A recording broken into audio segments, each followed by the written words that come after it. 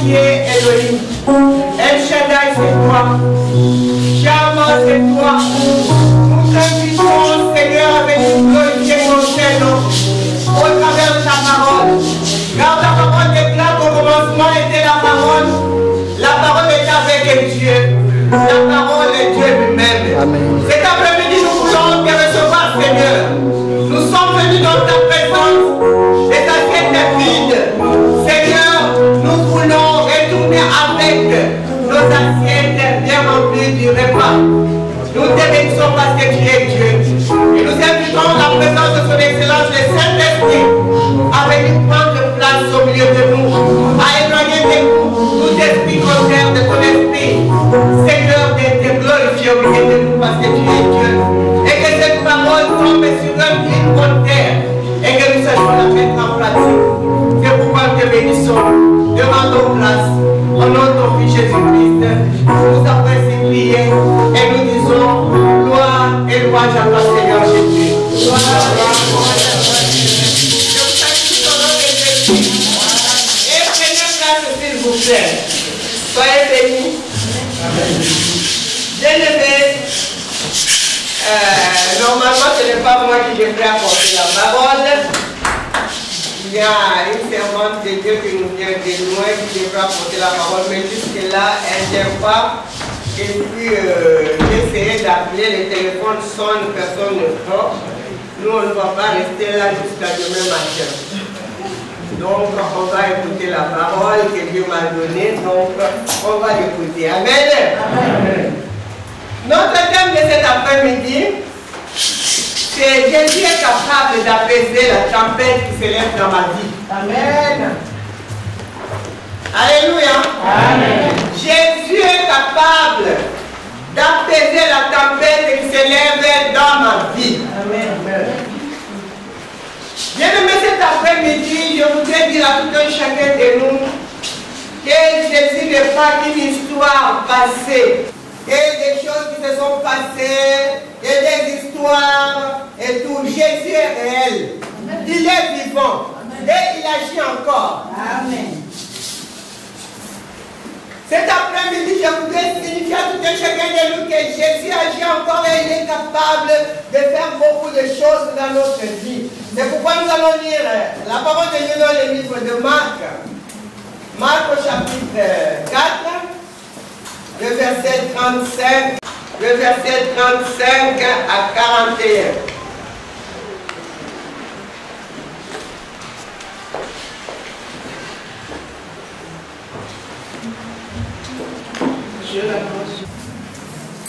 Il s'éleva un grand tourbillon et les flots se jetaient dans la barque au point qu'elle se remplissait déjà.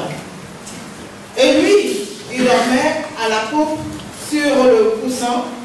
Il le réveillait et lui dit: Maître, ne t'inquiètes-tu pas de ce que nous périssons? S'étant réveillé, il menaça le vent et dit à la mer: Silence! Pourquoi avez-vous ainsi peur? Comment avez-vous moins de foi? Ils furent saisis d'une grande frayeur et ils se dirent les uns aux autres: Quel est donc celui-ci à qui obéissent même le vent et la mer? Amen. Amen. Alléluia. Amen. Bien-aimés, nous voyons ici, comme l'évangéliste vient de le lire, la Bible nous dit que ce même jour, sur le soir, Jésus leur dit: Passons à notre bord. Vous savez, Christ avait l'habitude d'aller de ville en ville, de village en village pour apporter la bonne nouvelle. Et cette fois-ci, il y avait une foule énorme. Et quand la foule entendait que Christ était à tel endroit, ils suivaient. Il y en a qui suivaient Christ par rapport au miracle. Il y en a qui suivaient Christ réellement, qui étaient choisis pour devenir ses disciples. Il y en a qui suivaient Christ pour autre chose, pour pouvoir voir ce qu'il va faire. Alléluia. Bien-aimés, parmi les disciples de la foule, il y a beaucoup de choses.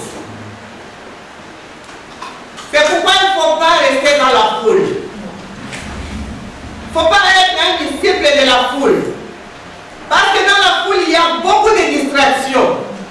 Tu ne sais pas pourquoi est-ce que l'autre est venu. Et parmi la foule, tu ne sais pas qu'est-ce qu'il est venu faire. Mais toi, si tu es venu pour Christ, oh, regarde à Christ. Amen. Ne rentre pas dans la distraction. Donc, il y avait une foule énorme. Et nous voyons que Christ a recommandé son peuple de pouvoir passer de l'autre bord. Passer à l'autre bord, ça veut dire que Christ ne peut pas dire à tout le monde que nous allons passer à l'autre bord. Il a dit à ses disciples. Pourquoi? Parce que ses disciples sont les gens avec qui il va faire le même chemin. Ils vont s'en aller. Si nous voyons dans la Bible, nous voyons que Christ il y avait les disciples de la foule. Et puis après, ils sont restés 120. Et après, ils sont restés éléments. Et Christ, à un certain moment, il pose la question aux 12. Et vous ne vous en allez pas? Et eux, ils ont dit que, où est-ce que nous allons partir? Nous n'allons nulle part. Voyez-moi la foule qui suivait Christ. Ça doit être une foule énorme. Mais de la foule, il ne reste que 12 personnes seulement. Ce sont ces 12 que Dieu avait mis à leur cœur, que Dieu avait appelé, pour qu'ils puissent devenir des disciples. Et que Christ puisse les former afin qu'ils continuent la mission.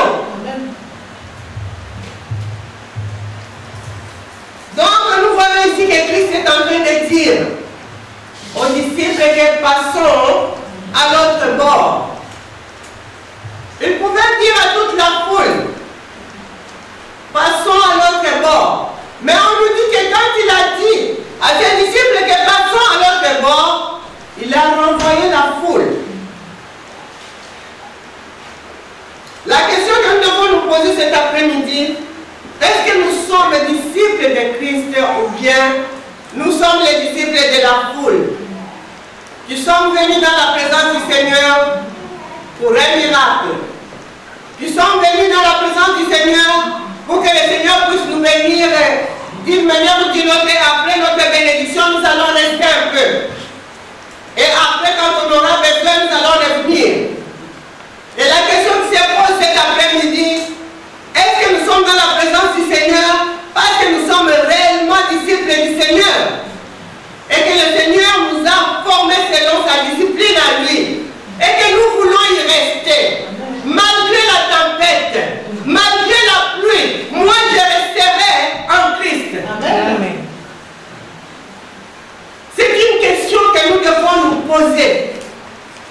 Que tout un chacun de nous doit se poser, et la réponse est dans notre cœur. Ici nous voyons que Christ a demandé, il a dit que passons à l'autre bord. Et on nous dit, après avoir renvoyé la foule, ils l'amenèrent dans la barque où il se trouvait. Il y avait aussi d'autres barques avec lui. Il a amené qui? Il a amené ses disciples dans la barque. Bien aimés, les disciples de Christ, ce sont ceux qui se trouvent dans la barque avec Christ. Les disciples de Christ, ce ne sont pas ceux qui se trouvent en dehors de la barque de Christ. On nous dit qu'il y avait plusieurs barques aussi. La barque symbolise quoi? La barque peut symboliser notre vie. Parce que nous sommes le temple du Saint-Esprit. Parce que Dieu le Père, Dieu le Fils, Dieu le Saint-Esprit habite en nous. Et nous sommes enfants de Dieu, nous sommes l'église de Dieu. La barque peut symboliser notre maison là où nous habitons. Et là où nous habitons, si nous avons confié cette maison à l'Éternel. La barque peut symboliser l'église de Dieu. Et la barque dont je parle cet après-midi, c'est l'église de Dieu, l'église locale, telle que nous sommes là. Alléluia. Amen. Et on nous dit qu'il y avait plusieurs barques aussi tout autour. Et les barques qui étaient tout autour, il n'y avait pas Christ là-dedans. Il y a aussi plusieurs barques. Si nous parlons de maisons, nous parlons de villes, il y a beaucoup de gens qui se promènent cet après-midi, qui ont fait leur programme les dimanches après-midi ou les dimanches matin. Mais nous disons que les dimanches, c'est le jour du Seigneur. Mais il y a beaucoup de gens les dimanches qui ont programmé ce jour-là. Oh, les dimanches, moi je vais aller faire ci, on va faire la barbecue, on va faire ceci, on sera à la plage, on va faire. Mais nous, les dimanches, nous nous préparons, nous nous disons qu'avant de faire toutes choses, nous devons aller dans la présence du Seigneur. Et quand nous sommes dans l'après-midi, des fois, il y a des programmes que nous mettons dans nos avant-midi pour nous dire que dans l'après-midi, je serai dans la présence du Seigneur. Voilà un vrai disciple, c'est celui-là. Mais il y a des disciples quand il y a quelque chose d'autre, nous laissons ce qui est de Dieu. Et nous faisons d'abord ce que nous voulons faire, nous allons revenir à Dieu après. Mais on nous dit qu'il y avait d'autres barques. Il y a beaucoup de gens qui se promènent, qui font n'importe quoi. Nous ne savons pas, nous sommes là. Moi je dis aux gens, quand tu me parles de la sorcellerie, de ceci, cela, je ne connais pas ce monde-là. Moi je connais le monde de l'Éternel. Parce que je lis la parole de Dieu. Je connais les recommandements de Dieu. Si tu me poses la question sur le Saint-Esprit, je vais t'expliquer. Si tu me poses la question sur une personne qui va suivre, qui va accepter Christ comme son Seigneur et son Sauveur, je vais t'expliquer. Mais si tu me poses la question sur le monde de la sorcellerie, je ne saurais pas, parce que je n'ai jamais été sorcière. Vous comprenez les choses? Mais il y a des enfants de Dieu qui expliquent la sorcellerie. Donc, des fois, je te pose la question, mais comment est-ce qu'elle connaît tout ça ou il connaît tout ça? Donc, nous fermons la parenthèse. Donc, cet après-midi, je voulais dire qu'il y a plusieurs barques. Il y a plusieurs barques, les barques qui sont des personnes, des individus, que nous sommes le temple de Dieu, qui se promènent, qui font ce qui leur semble bon, et tout. Mais il y a aussi les gens l'église, la barque, qui est l'église de Dieu, l'église locale, où nous sommes toi et moi. Nous nous disons que nous n'avons pas à aller autre part. Le dimanche, c'est le jour du Seigneur. Quand je planifie mes choses, mais il y a un temps pour mon Seigneur. Je dois être dans la présence du Seigneur pour l'adorer, pour lui rendre des actions de grâce par rapport à ce qu'il a fait toute la semaine dans ma vie, dans la vie de chacun des membres de ma famille. Alléluia. Et nous sommes là. Si nous sommes là, bien-aimés, nous devons savoir que nous sommes dans la barque où Christ est là-dedans. Mais il y a plusieurs barques. Il y a des maisons tout autour de nous. Il y a des églises tout autour de nous. Je ne sais pas si dans toutes les églises il y a Christ. Aujourd'hui, il y a aussi des églises sataniques. Il y a aussi des églises où on ne prêche plus Christ. Il y a des hommes qui s'élèvent, qui prennent la gloire de Christ. Alléluia. Alléluia. Amen. Mais nous sommes dans la barque où il y a Christ. Et si tu es dans la barque où il y a Christ bien-aimé, tu n'as pas à avoir peur. La peur, c'est une arme qui tue la foi. Et nous voyons que ces disciples étaient avec Christ. Quand Christ leur dit de pouvoir passer à l'autre bord, ils étaient dans la barque. Mais ils étaient avec Christ. Ils ont vu ce que Christ a fait comme miracle. Ils ont vu Christ ressusciter les morts. Ils ont vu Christ guérir les malades. Ils ont vu Christ faire beaucoup de choses. Mais ces jours-là, Christ voulait voir aussi avec qui est-ce que je marche, avec qui est-ce que je fonctionne. Ils étaient dans la barque, comme nous sommes là. La barque est dans l'eau. L'eau qui est cette terre. Nous sommes dans l'eau, dans la barque et tout et tout.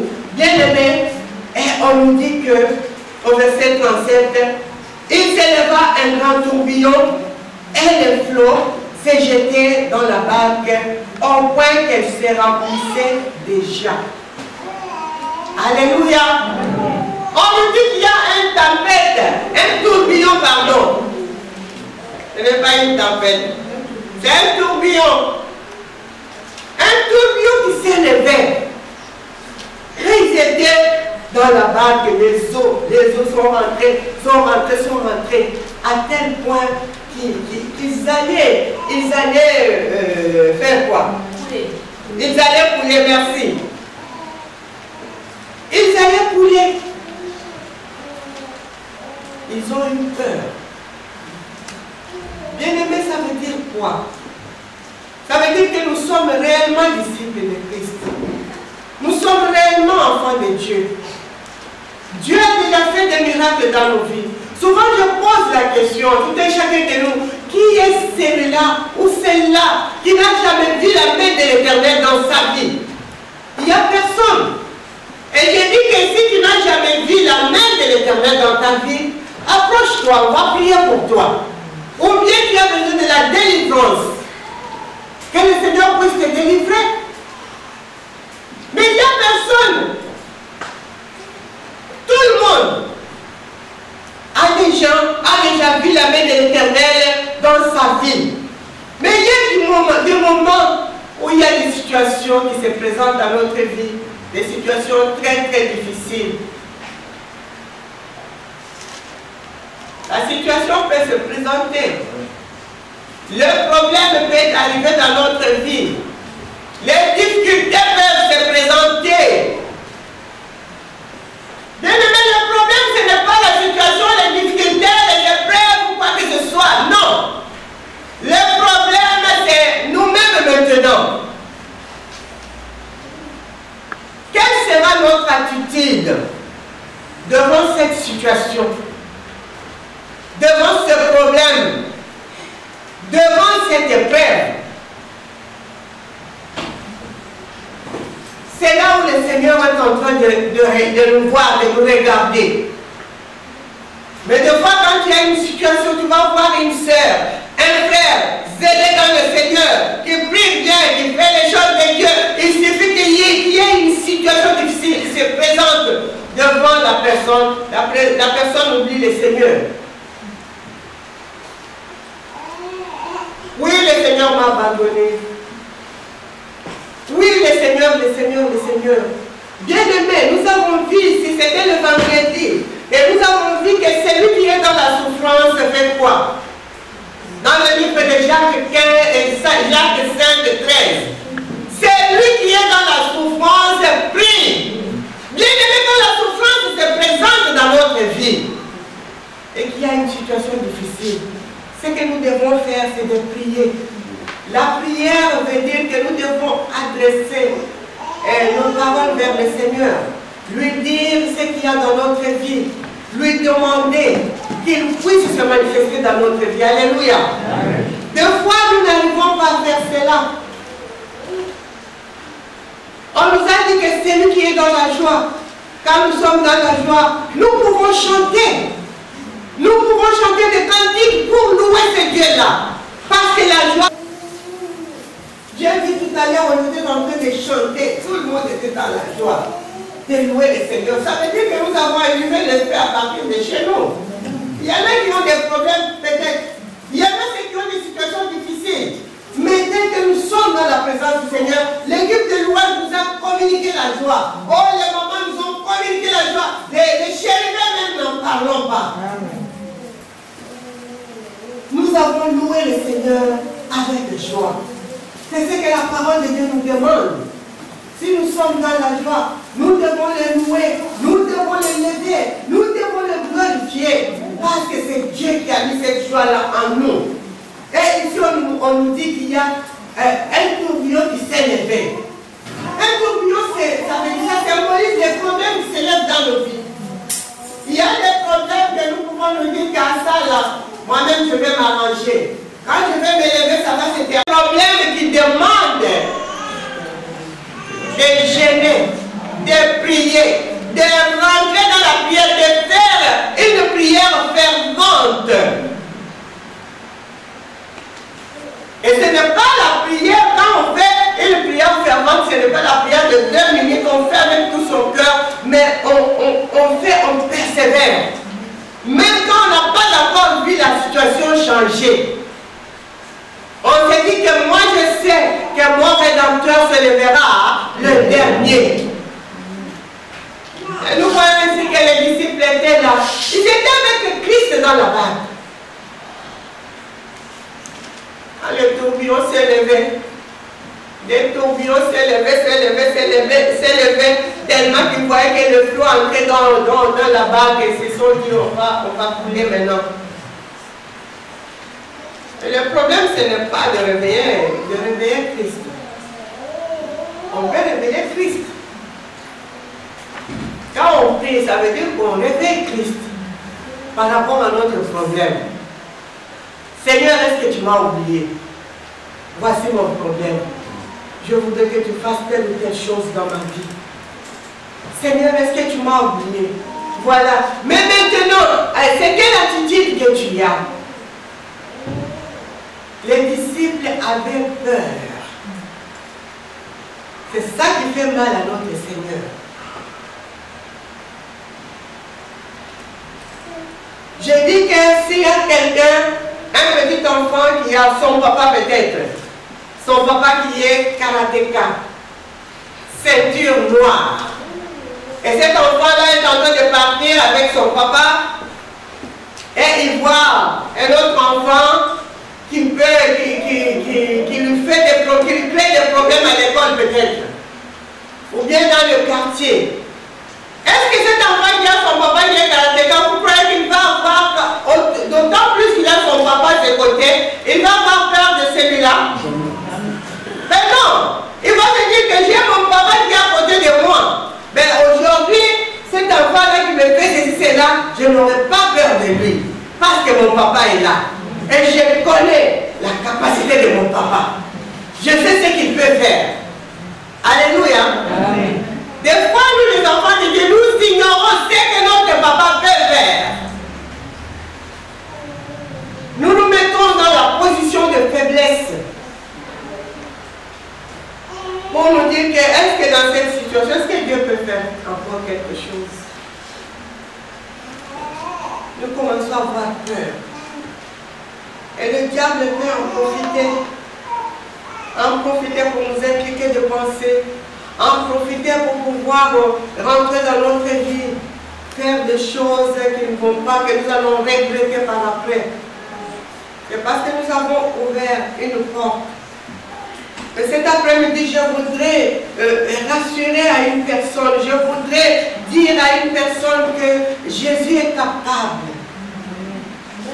Il est capable d'agir dans ta vie. Il est capable de faire des choses dans ta vie, des choses que tu ne t'imagines pas. Ne regarde pas la gravité de ton problème. Et ici, nous voyons que les disciples avaient peur. Et ils ont réveillé Jésus, au verset 38. Et lui, il dormait à la poupe sur le coussin. Ils les réveillèrent et lui dirent, Maître, ne t'inquiètes-tu pas de ce que nous périssons? Ils ont réveillé Jésus. C'était bien. Ce n'est pas mauvais de les réveiller. Parce qu'ils dormaient. Ils se sont dit que oui, le Seigneur dort en ce moment. Mais qu'est-ce que nous allons faire? Nous devons le réveiller. Mais maintenant, la mauvaise chose, c'est parce qu'ils voulaient communiquer leur peur au Seigneur. Ils ont dit que ne t'inquiètes-tu pas de ce que nous périssons? C'est parce qu'ils ne savaient pas, ils ne connaissaient pas bien le Seigneur. Ils sont restés avec lui. Il les a nourris, il a fait des miracles, tout ce que nous voulons, il les a fait devant eux. Mais voilà, quand le tourbillon se lève, tout le monde a oublié. Parce que tu ne t'inquiètes pas.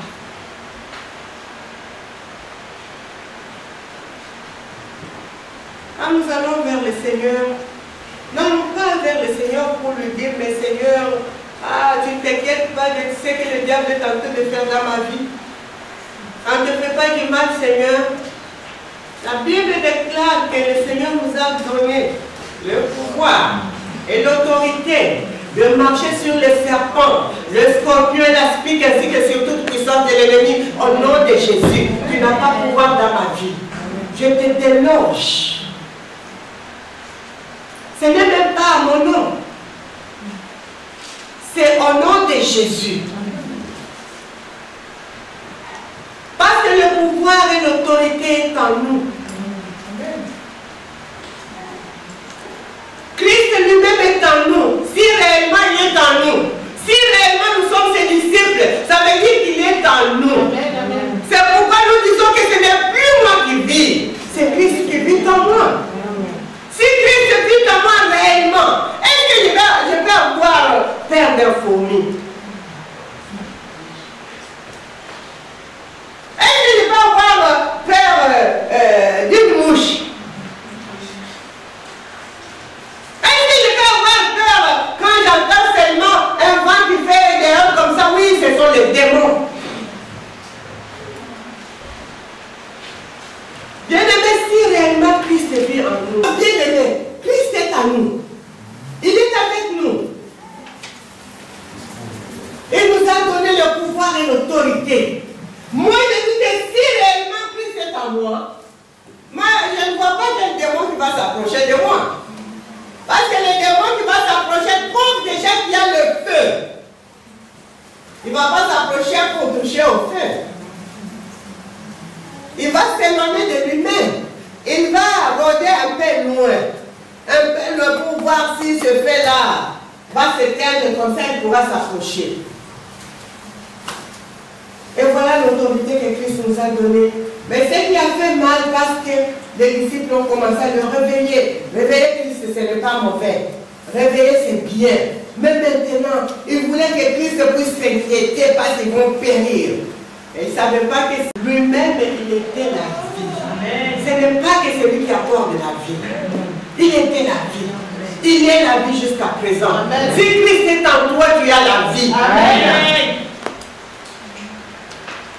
Si Christ est en toi, quel que soit ce qui peut se lever, quel que soit la tempête ou le tourbillon, il est capable, tu es capable. Amen. Tu es capable d'apaiser la tempête au nom de Jésus. Amen. Tu es capable de prier pour un malade et la personne sera guérie. La Bible nous dit que à ceux qui auront crié en son nom, ils imposeront les mains aux malades et les malades seront guéris, n'est-ce pas? Amen. Est-ce que nous imposons?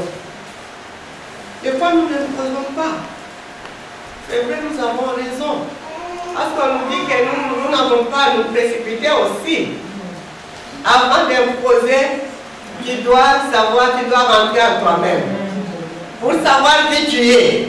Est-ce que réellement Christ est en toi? Est-ce que réellement, si je dis au nom de Jésus, Christ qui est en moi va faire quelque chose? Ou bien quand je vais dire au nom de Jésus, le démon qui est là-dedans va me poser la question, qui es-tu toi? Toi tu es qui? Oh Jésus, Jésus on connaît. Oh l'apôtre Paul on connaît. Oh le pasteur Madon on connaît. Et toi, qui es-tu?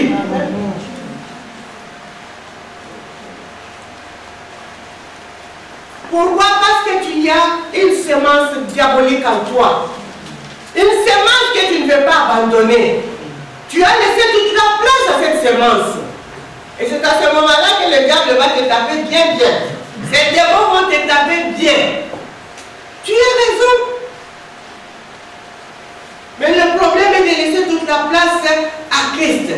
Parce que notre barque, qui est notre corps, maintenant je vais parler de notre corps qui est la barque de Christ. Christ doit demeurer là-dedans. Le Saint-Esprit doit demeurer là-dedans. Le Père doit être là-dedans. Alléluia. Bien-aimé, moi je dis que je transporte un grand Dieu. Un Dieu puissant. Oh, je transporte la grâce de Dieu. Je n'ai pas avoir peur. Je crois que ce soit. Si c'est la volonté de Dieu, ça va m'arriver. Si ce n'est pas la volonté de Dieu, je vais combattre jusqu'à mon dernier souffle. Amen. Avec le pouvoir et l'autorité que Dieu a mis en moi.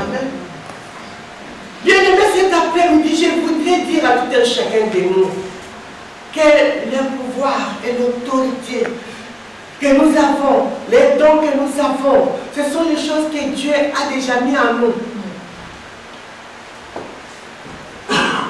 C'est à nous. Nous n'avons pas cherché à chercher ça ailleurs. Nous avons cela en nous. Nous avons le pouvoir de marcher sur les scorpions, les serpents, au nom de Jésus. Et voilà, les disciples avaient peur. Ils disaient au Seigneur de s'inquiéter, de pouvoir s'inquiéter. Au verset 39, on nous dit, s'étant réveillé, il menaça le vent et dit à la mer, silence, tais-toi. Et le vent cessa et il y eut un grand calme. Il a menacé le vent et la mer même.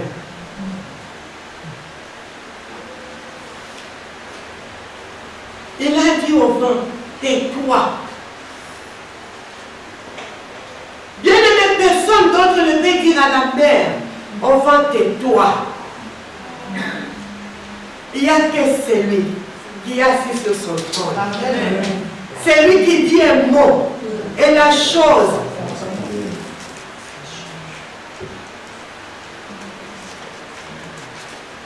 Et nous-mêmes, enfants de Dieu, nous ne pouvons pas dire tais-toi à une situation difficile sans lui. Et on nous dit qu'en toute chose, quand nous disons tais-toi, et c'est au nom de Jésus. Voilà, bien aimé, quand il a dit à la mer, au vent de cette terre, d'abord je veux dire que s'il y avait un petit problème, un petit vent,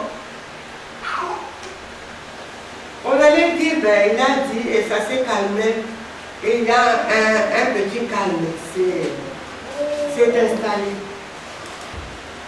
Mais on dit qu'il y avait un grand tourbillon qui s'est levé.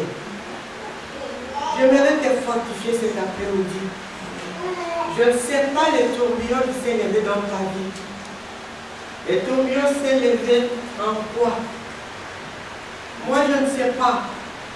Mais moi, je voudrais te présenter un Christ vivant. Amen.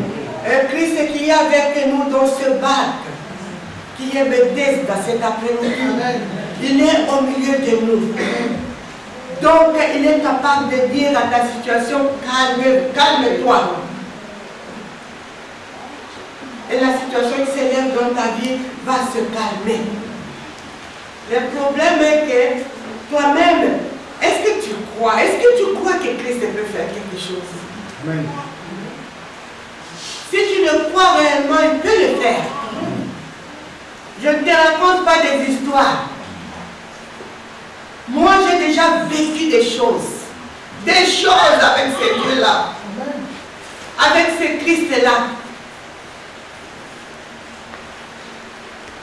La Bible déclare que nous serons ses témoins. Comment serons-nous les témoins sans pourtant vécu ce qu'il a fait?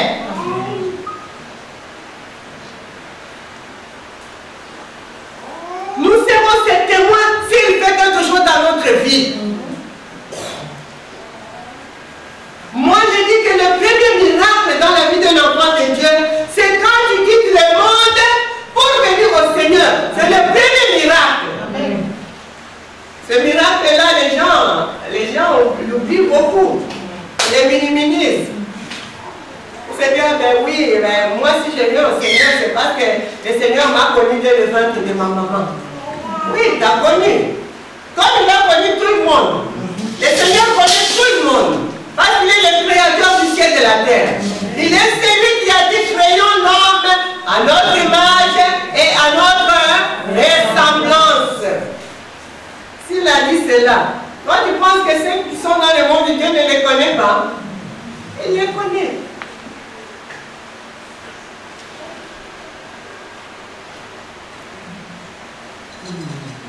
Et toi aussi, il te connaît.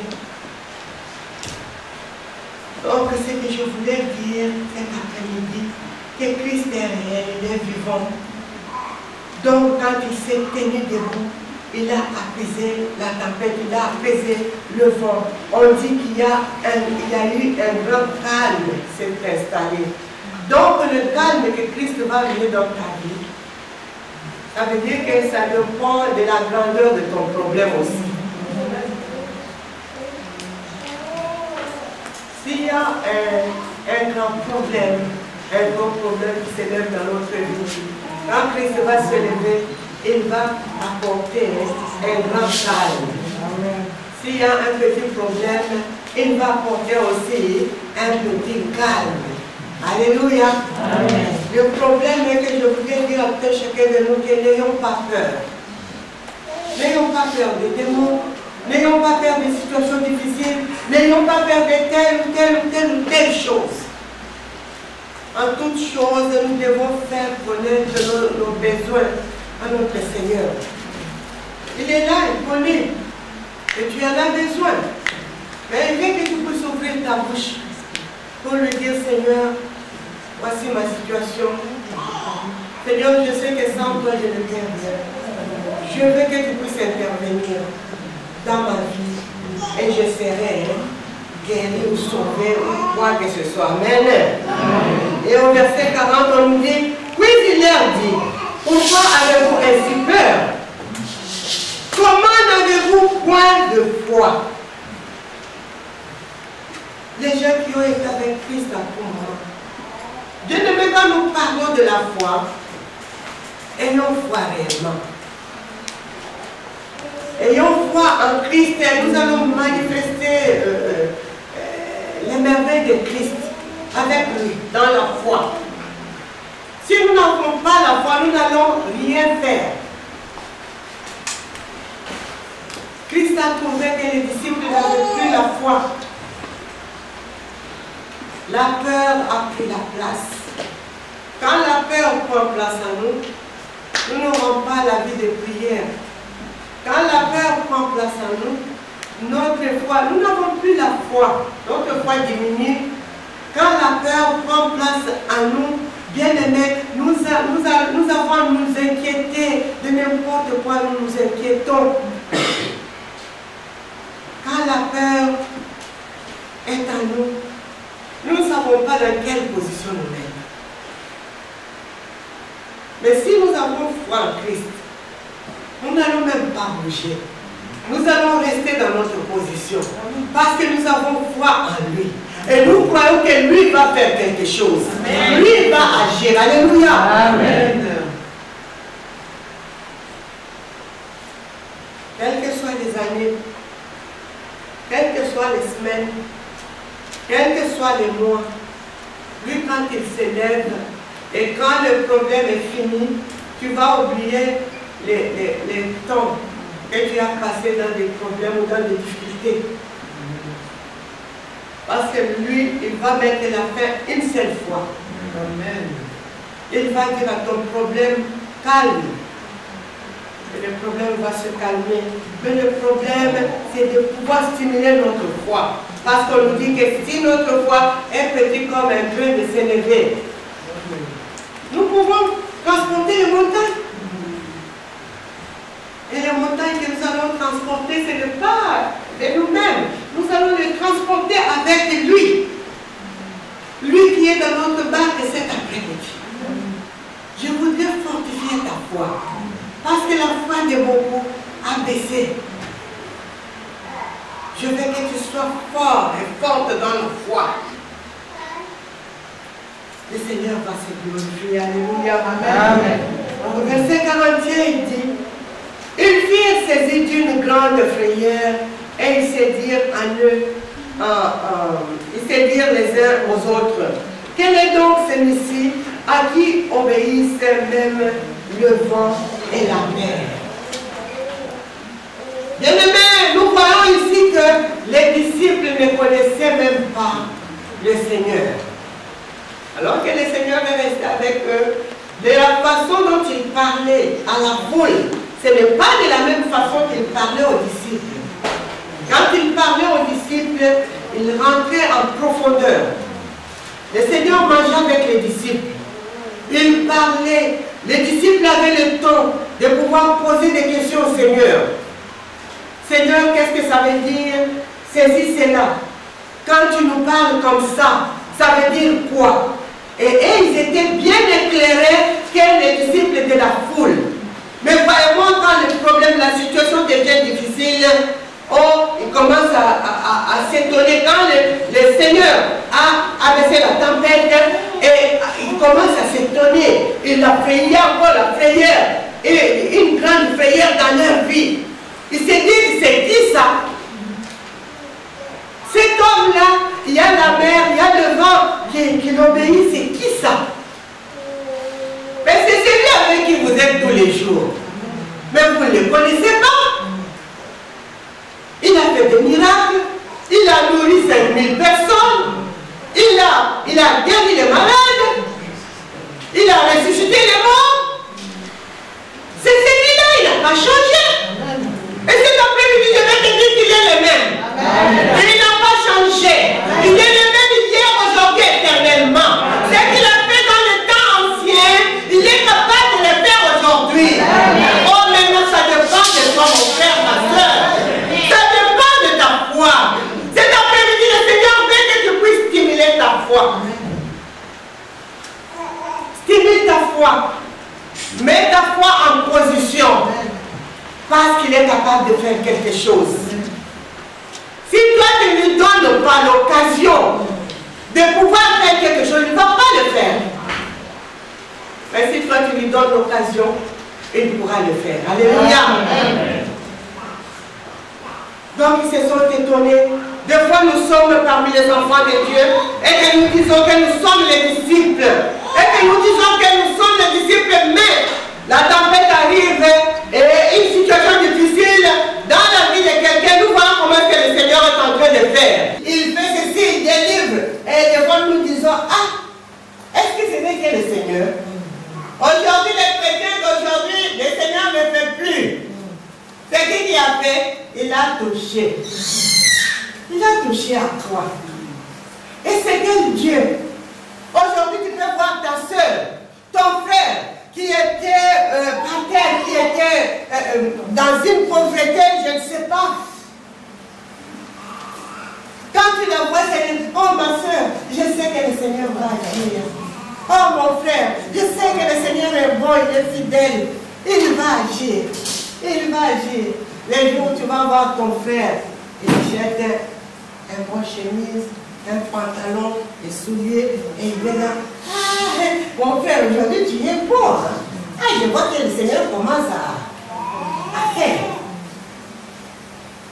Et le jour où tu vas le voir dans une voiture, je ne sais pas, c'est quelle marque de voiture qui est au top? Alléluia. Et le top de voiture, c'est quoi?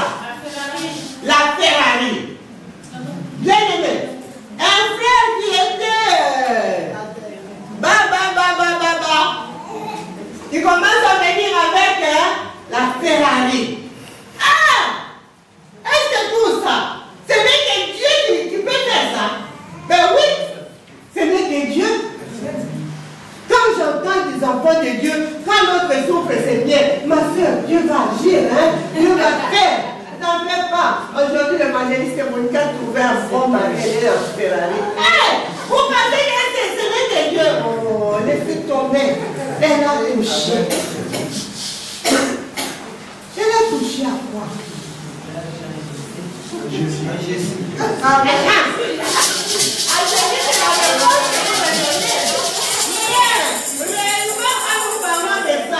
Nous ne parlons pas de Jésus. Arrêtons de nous mentir de Jésus.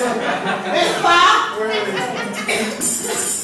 Nous trouvons que la richesse se trouve avec le diable. Bien aimé, je te dis que Dieu est capable de te bénir. D'une manière où toi-même tu ne peux pas comprendre. Quand tu t'assois comme ça te donne la folie. Tu te dis que c'est ce Dieu-là qui m'a béni. Oui, bien aimé, il fait le faire.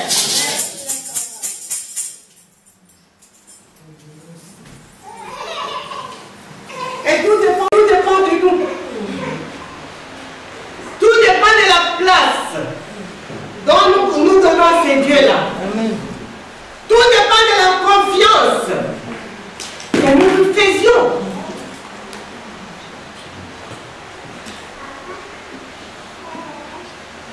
Est-ce que ce n'est que lui?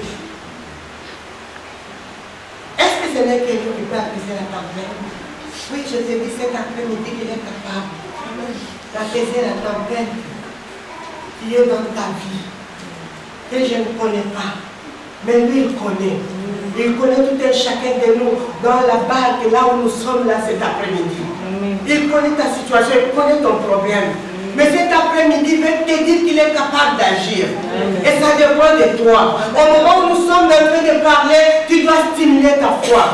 Et bientôt, nous allons prier. Nous allons prier afin que lui, il puisse se glorifier au milieu de nous. Alléluia. Amen.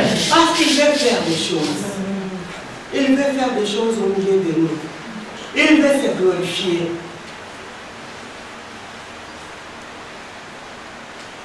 Nous avons passé un bon temps ici, nous avons passé 3 jours en jeûne de prière.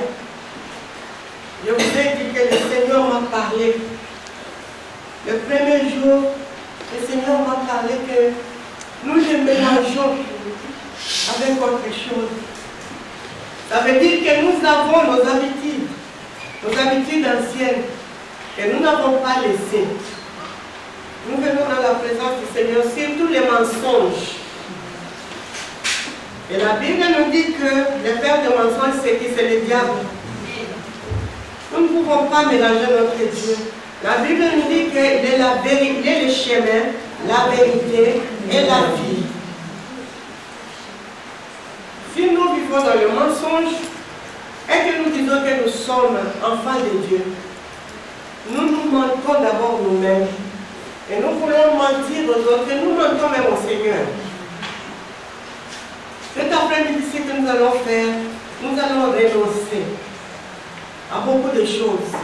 Beaucoup d'enfants de Dieu n'ont pas de bénédiction parce que nous-mêmes nous bloquons nos bénédictions par rapport à notre façon de vivre avec le Seigneur. Le deuxième jour, le Seigneur m'a montré que beaucoup, quand nous écoutons la parole de Dieu, nous ne mettons pas la parole de Dieu en pratique. Nous l'écoutons et quand nous sortons, nous agissons selon nous-mêmes. Nous mettons la parole de côté. Et ça bloque nos bénédictions. Il n'y a personne qui bloque nos bénédictions.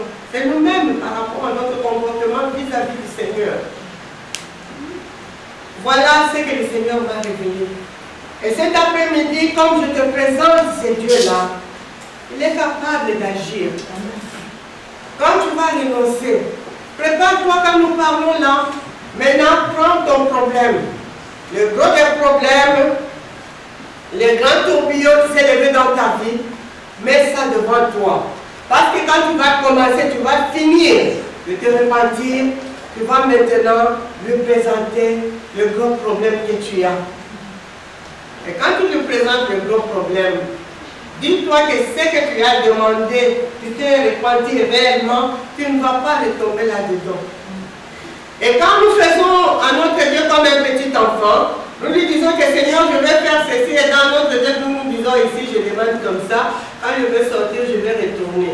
Il le sait.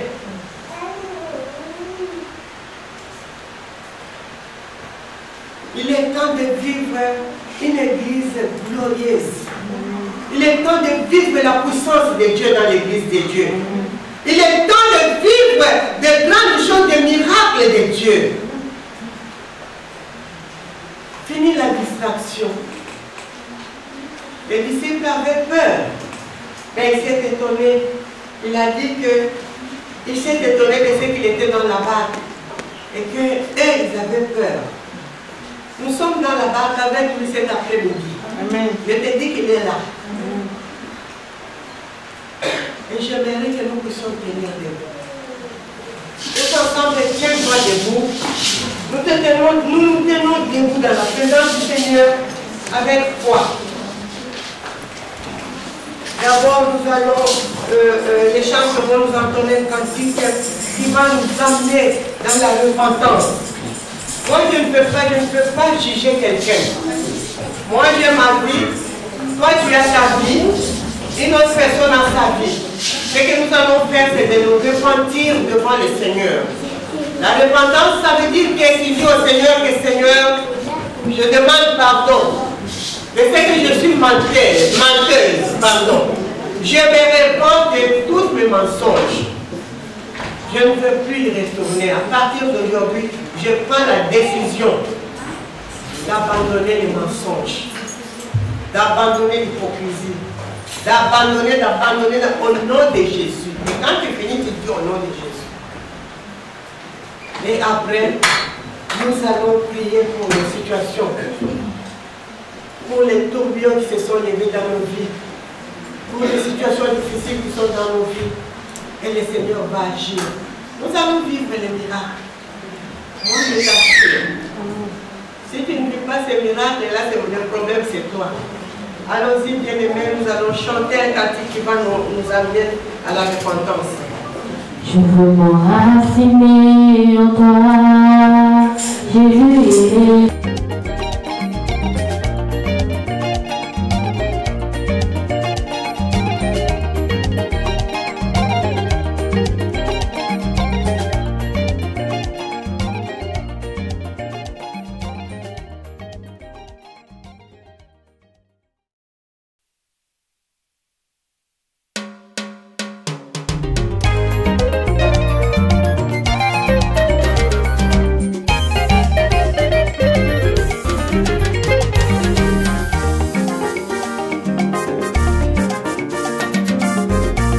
Marie et Marthe ont cru et elles ont vu la gloire de Dieu. Alléluia.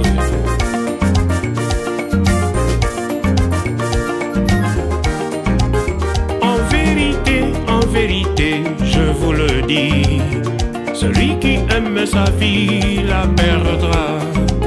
Oh, celui qui est sa vie dans ce monde la conservera pour la vie éternelle.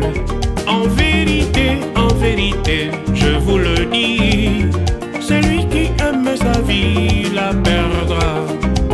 Oh, celui qui est sa vie dans ce monde la conservera pour la vie éternelle.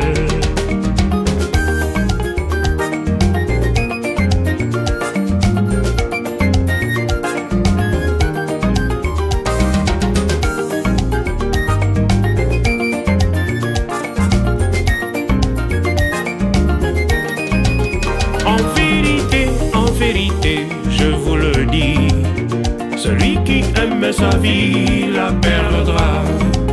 Oh, celui qui est sa vie dans ce monde la conservera pour la vie éternelle.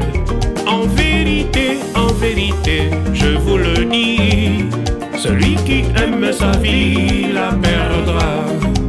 Oh, celui qui est sa vie dans ce monde la conservera pour la vie éternelle.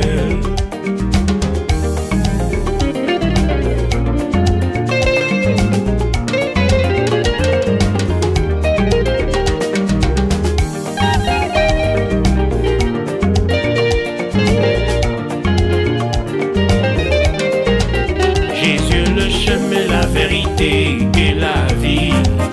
Quiconque croit en lui ne sera point confus.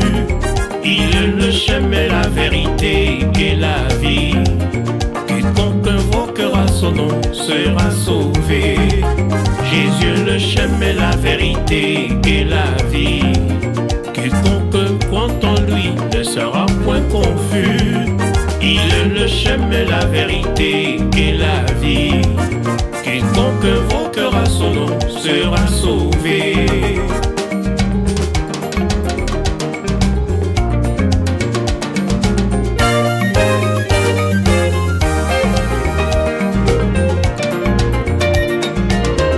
Toi mon frère, si tu crois, tu verras la gloire de Dieu. Toi ma soeur, si tu crois, tu verras la gloire de Dieu. Tes soucis, donne à Jésus. Il est la solution. Ta maladie, donne à lui. Il est la solution. Tes projets, donne à lui. Il est la solution. Si tu crois,